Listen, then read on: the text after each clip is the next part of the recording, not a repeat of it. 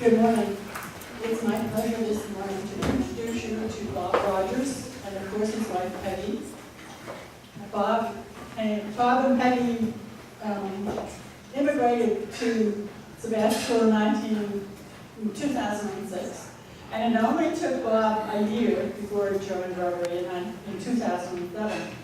But he's fast, you know. He got into the swing of things really quickly. He became president of his club and was president last year. He retired as a pilot from USA, and so he had to have something to do, and so Rotary has been a good band for him. Bob would have joined our club in 2007, but you see, he goes to the gym every morning at 6 o'clock, so he has to, he couldn't have gone this morning, but that's what he does every morning. Bob is unique. He's a polio survivor.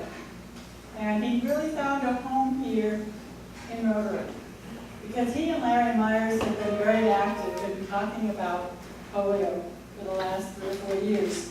And last year, they were very fortunate to be supported by Rotary in this district because we gave to Rotary, to Polio Plus, we gave $193,000.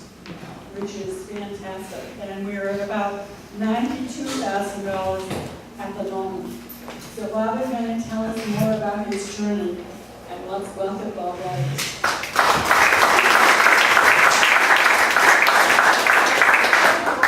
that he was the district governor in 2017, 2018. So he has a long journey ahead of him, better be a good one.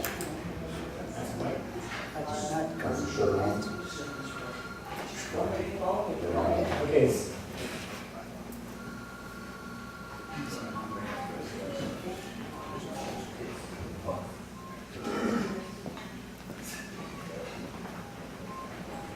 Everyone's ready. Come on. Well, thank you for inviting me to talk to you about polio today. Well, Kay hopefully gets us up and running. My plan is to give you a little bit of a history of our involvement in polio, a little bit of history of polio, where we are today, what we have to do to finish the job. And my goal is to try and influence the stable course to see this fight to the end.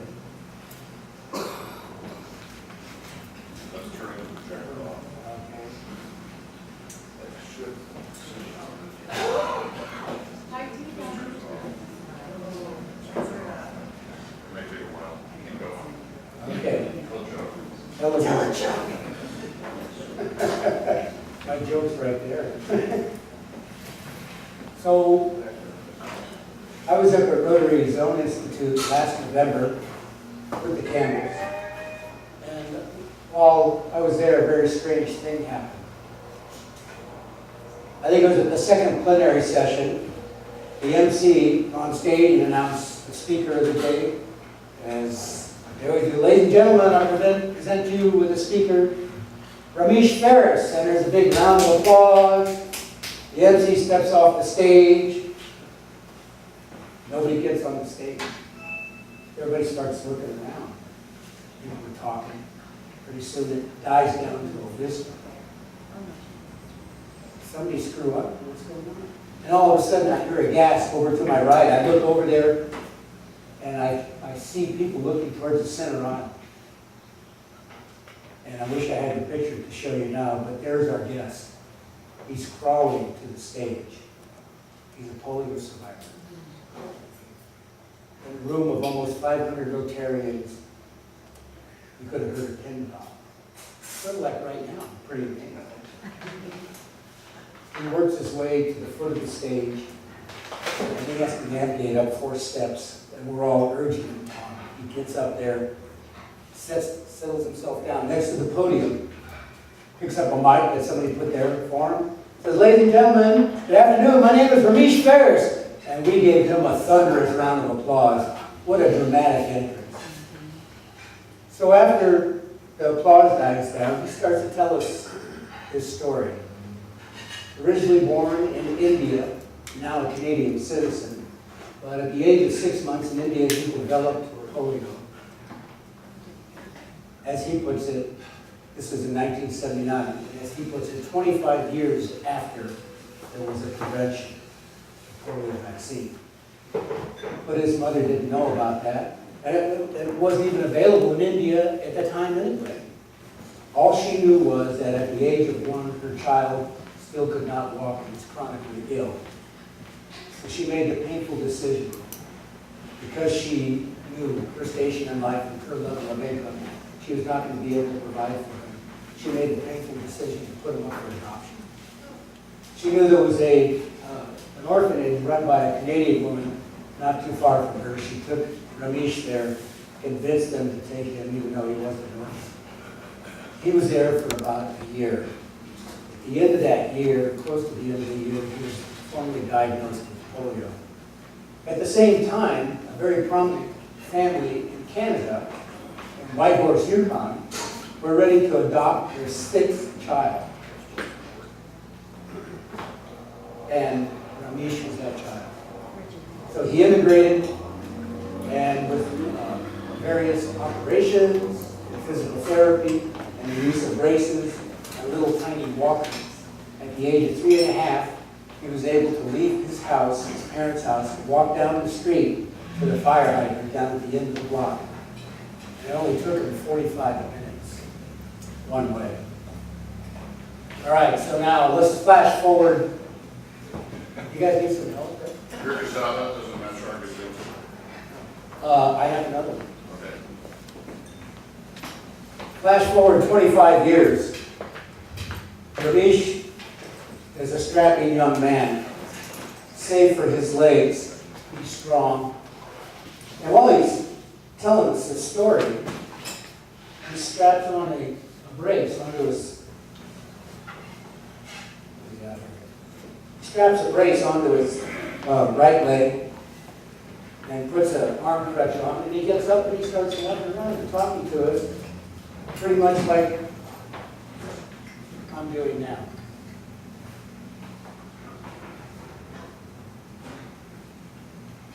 This time he walks down to the, I'm sorry, I hesitated watching him again. He walks down to the fire hydrant again. This time it only takes him 2 minutes. Quite a bit of improvement. What's he doing going down the fire hydrant other than proving he can do it in 2 minutes? Ramesh is now on a mission. He's 28. He's going to ride across Canada, and I'll show you the picture hopefully in a little bit, on a machine called a hand tricycle. It's a hand-powered bicycle, sits low to the ground. It's a little over 7,000 kilometers. For you medically handicapped, that's about 4,100 statute miles a day. And as he puts it, one hand crank at a time. His purpose is to raise the awareness of our fight against polio and to raise funds. And he does raise the awareness, and he raises funds too. He raised over $310,000 that he can directly contribute to his ride, plus untold amount of other money that was sent directly to the Rotary Foundation. In every community that he entered, he would talk to whoever would listen to him, whether it was Rotary clubs, churches, schools, government officials, organizations, anyone, and tell them his story. And tell them the story about polio. And try and raise more money. He got a lot of notoriety from this. How are we doing? Always check your setup before a meeting. Okay, well, I'll show you some of these pictures in retrospect if we ever get there. But he ended up having an audience with Queen Elizabeth II and also the Prime Minister of Canada at the same time, with the Archbishop Desmond Tutu. And I hope to show you a selfie he took of himself with the Dalai Lama. So he has a sense of humor too. So this story of Ramesh is quite inspirational to me. It shows what the human spirit can do if given half a chance. But Ramesh reminds us that there's 1.3 million polio survivors out there. It's the largest group of handicapped people in the world. And the majority, the bulk of them, do not have the opportunities he had. just as he had to crawl to the stage to get up on the stage, they have to do that every day of their lives. And Ramesh reminds us, there's a picture I have of a young man in India that's just in that very situation. He's got sandals on his hands. He's got tennis shoes tied to his knees to protect his knees. And Ramesh reminds us of when he was hand cycling, he would be filthy dirty by the end of the day, sitting low to the ground, no grime and mud. But he knew he could look forward to a hot shower or a hot bath. These folks don't have that option. So polio has been around for a very long time. There was a tablet, I believe it's dated 1580 BC, depicting an Egyptian priest with a withered leg and a walking staff. In recent United States history, I say recent, the first outbreak that was recorded in 1894 in Vermont, 132 children were affected. But that pales in comparison to the 1917 outbreak in New York. 27,000 children were affected, 6,000 of which died. And then the big polio plague was in the 50s. And I see a lot of gray hair around here, so I know you guys, some of you guys remember like I did. We were all afraid. My parents, your parents, maybe your grandparents, were afraid to send their children to school, to movies, to swimming pool, to anywhere where kids gathered. Because they didn't know how it was transmitted. It was a very real fear. A 1950 poll showed polio only second as a fear factor to atomic war. That's how much it was feared. You can even buy polio insurance for your newborn. In 1952, I'm guessing because the numbers are on the slide, 51,000 children in the United States contracted polio. Worldwide, it was 500,000, 500,000. 3,000 children died. And I want to say 31,000 in the U.S. were afflicted. In the world, 50,000 died. Untold thousands were affected. So polio attacks the nerves that control the muscles. So if the nerves that control the muscles, the legs are attacked, and the child can't walk. If the nerves that control the muscles that control the diaphragm, then the child can't breathe. And that's why they had iron lungs. You guys remember the iron lung we had a couple years ago in the parade? Some people have had to live in that all their lives. Then there's the ones that it kills, like I mentioned. And then there's others like me who pretty much escaped unscathed, save for a short leg. And I lived a little bit, but that's about it. So how did I get it? I was 5 years old. In 1947, my dad took the family on a picnic. About halfway through the day, they told me they found me underneath the picnic table, complaining that my legs had been crying. So they took me home, put me to bed. The next morning, wow, I can't believe this. The next morning, I couldn't get out of bed. So Mom called the doctor. The doctor came, examined me, and then they left my room, my parents and the doctor. And I could hear them talking, but I couldn't hear what they were saying. All of a sudden, my mom lets out this huge wail, and then she starts crying. And of course, it scared me. I had no idea what was going on. But I'll never forget that. They packed me up, took me to the hospital, Children's Hospital in San Francisco. And I was there, I guess, somewhere between 2 and 3 weeks. So I was like up on the 3rd floor. They had me by a window. They had me in a crib. I remember that. I'm 5 years old. What am I doing in a crib? I'm a big boy. But I was by the window, and Mom would park the car down below the window so I could wave to my brother and sister because they wouldn't let them come out. Because they had no idea how it was contracted at that time. So they treated me with what they call Sister Kitty hot packs. But I take my leg and I wrap it in a hot woolen blanket, a wet hot woolen blanket, as hot as you can stand it. And then once they had it all heated up like that, they would exercise at max range of motion. So on the day I got released, Mom's wheeling me out to the car in a wheelchair. And again, the defiant 5-year-old says, I don't need a wheelchair, I can walk to the car, Mom, let me walk. So reluctantly she agrees. I push myself up out of the chair, and as soon as I let go, I fall down like a sack of potatoes. Again, my mom was crying. So, I'll never forget that either.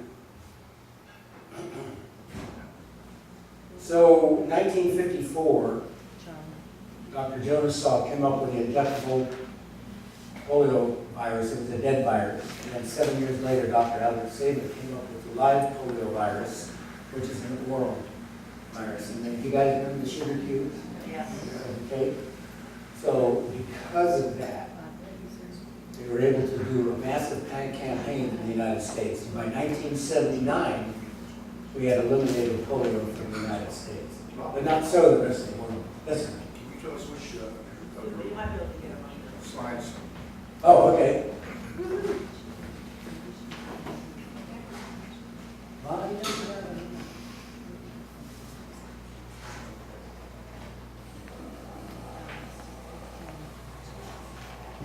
Thank you guys for being so persistent.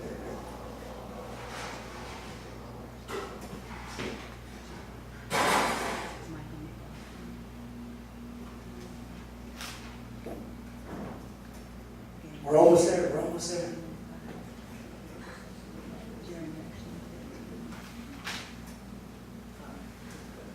Okay. There we go. Okay. So one other strange thing happened to me while I was up there. Very strange thing. They had recruited some Royal Mountain Canadian police to act as sergeant-at-arms up there. Here are a couple of them. But I digress. Okay, here we go. Here's Ramesh crawling to the stage. Just pushing himself. Here he is on a hand tricycle, but I know, look at how interesting the scatter of the grease on his shirt. There he is after the speech with RI Director Steve Snyder. Here he is with Queen Elizabeth, and like I say, the Prime Minister's back there somewhere. Here he is with the Archbishop. Here he is taking a selfie with the Dalai Lama. How does they say they had that? Here's a young man I mentioned, having to live that way every day. Here's the stone tablet I talked about. You can see the withered leg on the right-hand side. I was sort of close on the numbers. As far as the world goes, same thing. The iron lung. Another child in the iron lung. And here's a whole ward. Wow. Yeah. And I mean, this is just one spot. This was occurring all over the U.S. Talking about people getting vaccinated, here is Austin, Texas, an aerial shot. People lining up on the weekend to have their child inoculated. So, like I say, in 1979, we wiped it out in the United States. But the rest of the world wasn't, especially the undeveloped world, wasn't so fortunate. So, enter Rotary International. And just how did Rotary become involved anyway? Okay. 1978-79 President, RI President Clem Renoff, when he came into office, he had a vision. My wife told me I had 5 minutes, oh my gosh. He had a vision to have a corporate project for Rotary. Up till now, Rotary clubs that had their own projects and raised funds for it and paid for them. Maybe districts got together, but never had a whole Rotary world come together on one project. So he formed a committee. He asked that committee to find a project that the whole Rotary world could. They got 15 or 16 suggestions, and one came in that struck them. And that was from Dr. Benny Santos in the Philippines, who said, if you supply the vaccine, I will make sure that the Philippine Rotarians inoculate every single child in the Philippines. Bang, this is the one that he wanted. They inaugurated, he's down there in the Philippines for the kickoff day. The next day, President Renoff is flying home, he's in Australia. He's leafing through a Reader's Digest, and runs across an article about the recent success of the eradication of the smallpox virus. And he thinks, wow, I wonder if we could do something like that. He wasn't specifically thinking of polio because he didn't know how successful they're going to have in the Philippines. He gets back home, he contacts his good friend, John Sever, Dr. John Sever, who's district governor in the Washington, D.C. area. More importantly, he's the head of the infectious disease branch of the National Institute of Health. He asked him, he says, this is right up your alley, John. Do you think it's possible we could do something to get rid of a parasite or some disease or virus? He says, give me a while, I'll get right back to you. Well, John knew exactly what he was doing. He called Dr. Alan Sabin. See, they travel in the same circle, right? And he says, I think we have an opportunity here. At the time, there was only 4 cents a dose. So he didn't think money was going to be a problem. But if we could get all of the Rotarians organized, we could get this done. A couple weeks later, he wrote a letter to President Renoff, and he said, if I were to put all my eggs in one basket, I think it would be the polio vaccine. So that's what happened. They called together a meeting of, I should say, President Carlos Canseco, a couple years later, called a meeting together, and he formed a committee called the 2005 Polio Committee. And that later became Polio Plus Committee, but he had this vision of eliminating polio on the 100th anniversary of World, which is going to be 2005. So, of course, he asked Dr. John Sever to head up this committee.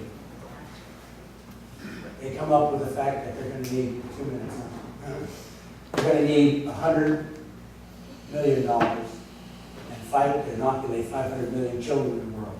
So Rotary said, let's add a little cushion, we'll make it 120 million. They gave themselves 3 years. Did they make it? Most of you probably know the answer.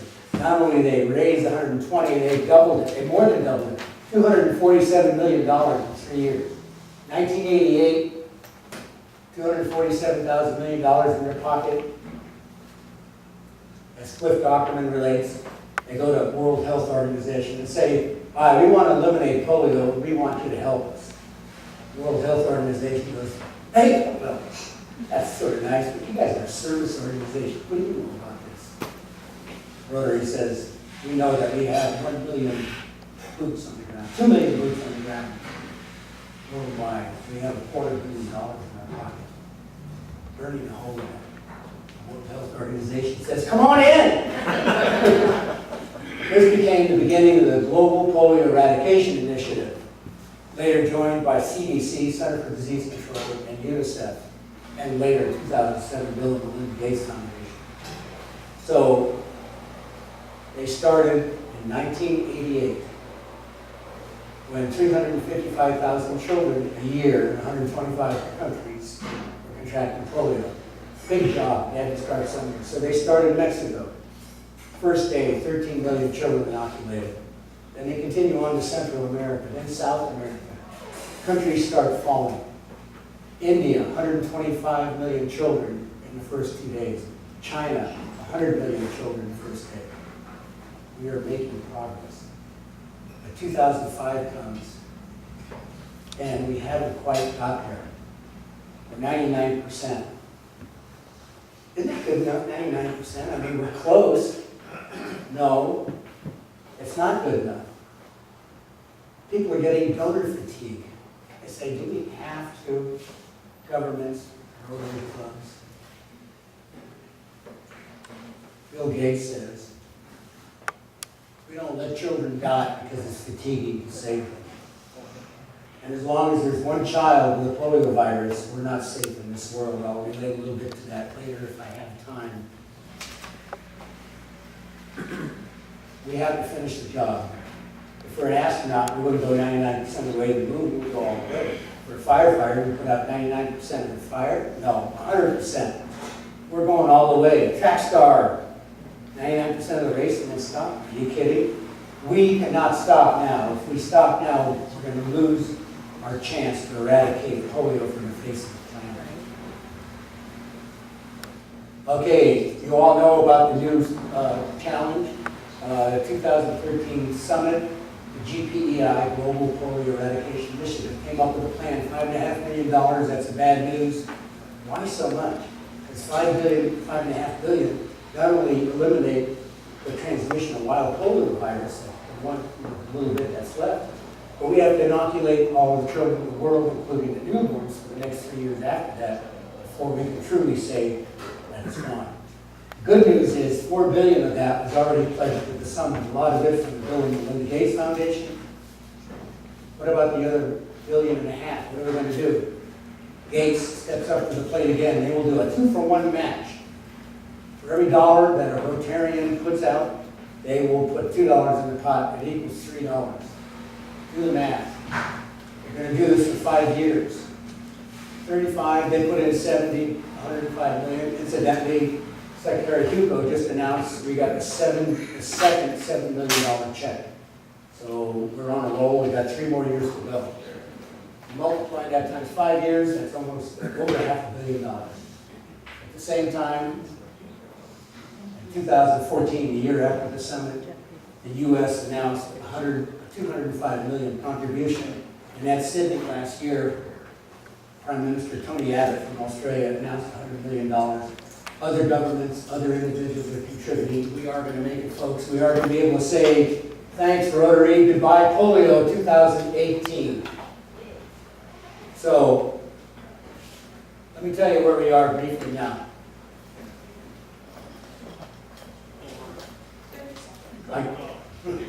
Okay, where are we now?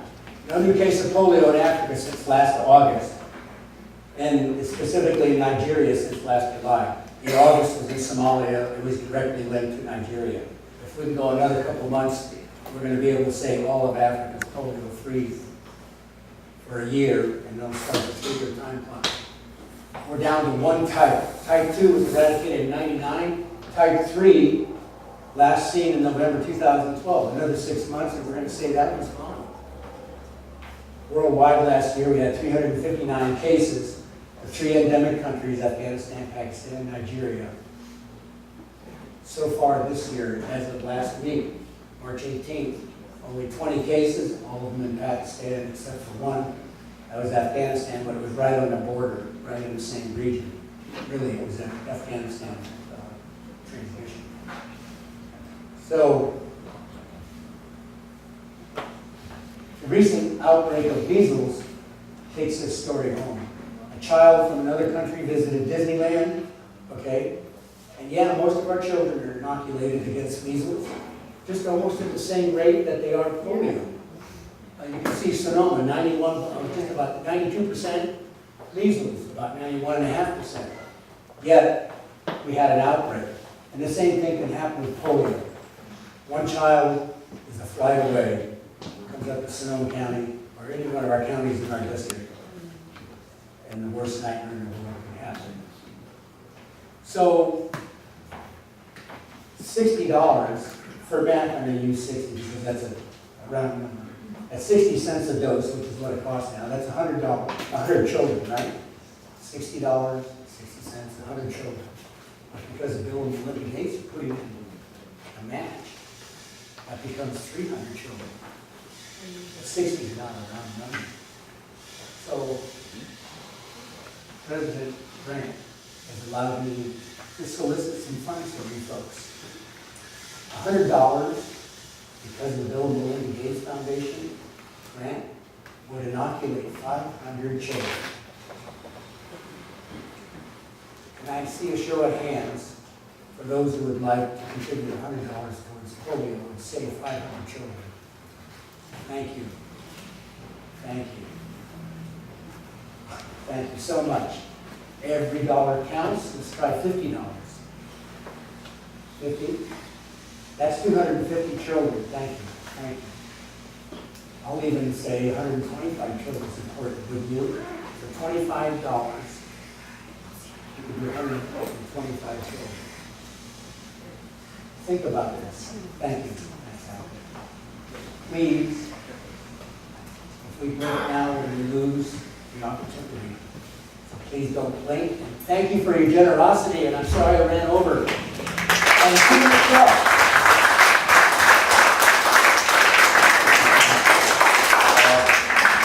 Two quick things, and this seems very appropriate. We have a model, for polio. So, our contribution goes to Indiana with that bottle. $15, $16 towards No. towards polio. We have a little bit of money. Anybody want to take today? Somebody got rich. So, take it out there, just read the last 4 digits for me. Okay. 1968, that was a good year. That's me. Whoa! Don't take the money. No. I graduated from primary Let's see. elementary school. While I'm pulling this out, this being a dead Thank you, card, sir.